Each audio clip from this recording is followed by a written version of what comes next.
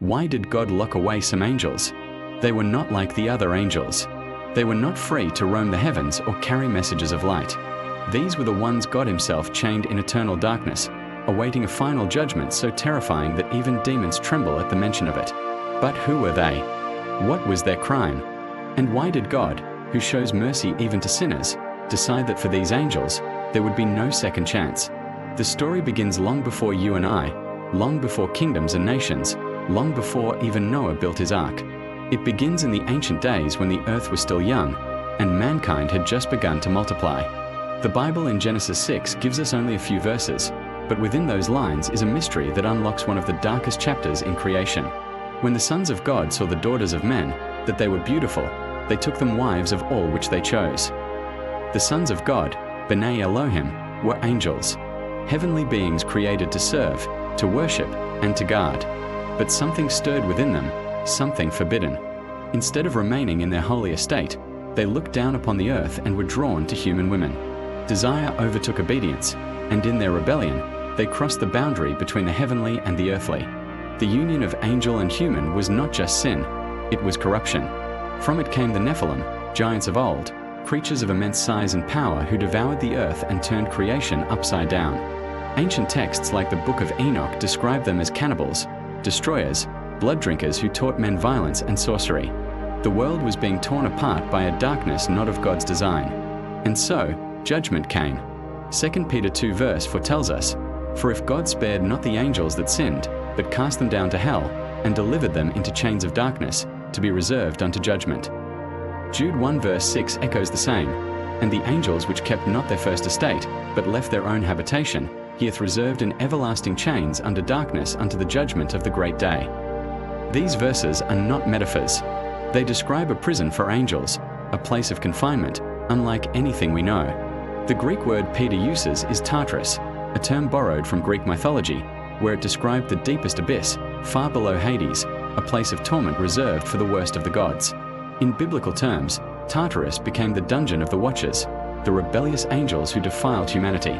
They are chained, bound in darkness, unable to roam the earth freely. While demons, spirits of the Nephilim, wander and torment, their fathers, the angels who caused it all, are locked away, silenced until judgment day. But why such a harsh punishment?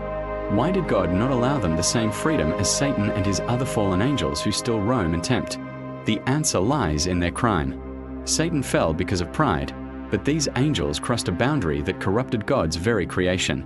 They mingled heaven and earth in a way that was never intended. They introduced forbidden knowledge, warfare, witchcraft, blood rituals that enslaved mankind in darkness. They tampered not just with souls, but with flesh, corrupting the very DNA of God's image bearers. This was not rebellion alone. This was defilement. The punishment was swift and absolute. Enoch 10 describes God's judgment. "Bind Azazel hand and foot, and cast him into the darkness. Open the desert which is in Dudale, and cast him in. Place upon him rough and jagged rocks, and cover him with darkness, and let him remain there forever, and cover his face that he may not see light." Imagine that. An angel of great power, once shining with the glory of heaven, now buried under stone, chained, blinded, and awaiting a judgment that will burn for eternity. And this raises another question. If some angels were chained, does that mean others are still free? The Book of Enoch suggests that while leaders like Azazel and Semiaza were bound, others may have escaped. Their offspring, the Nephilim, died in the flood, but their spirits, restless and corrupt, became what we know as demons. This is why Jesus, during his ministry, encountered such violent possessions. The spirits feared him, crying out, "Have you come to torment us before the appointed time?" They remembered the chains of their fathers and knew their own day was coming. So then, why does God leave some fallen angels free and others chained? Perhaps because their crimes were not equal.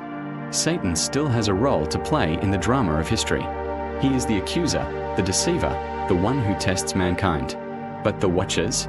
Their sin threatened to completely derail humanity's destiny. If they had not been stopped, perhaps there would be no Noah, no Abraham, no Israel, no Messiah. They were not just rebels. They were corrupters of the very bloodline that would one day bring salvation. And here is the most sobering part. Their chains are not forever. Revelation 9 describes the abyss being opened during the end times. releasing beings so terrible that John compares them to locusts with the power of scorpions. Some believe these could be the very angels now imprisoned, unleashed for one final judgment before their eternal destruction. This is why the story of the chained angels is not just ancient history. It is prophecy. What God locked away thousands of years ago may one day walk again, when the seals are broken and the trumpet sounds. So, why did God lock away some angels?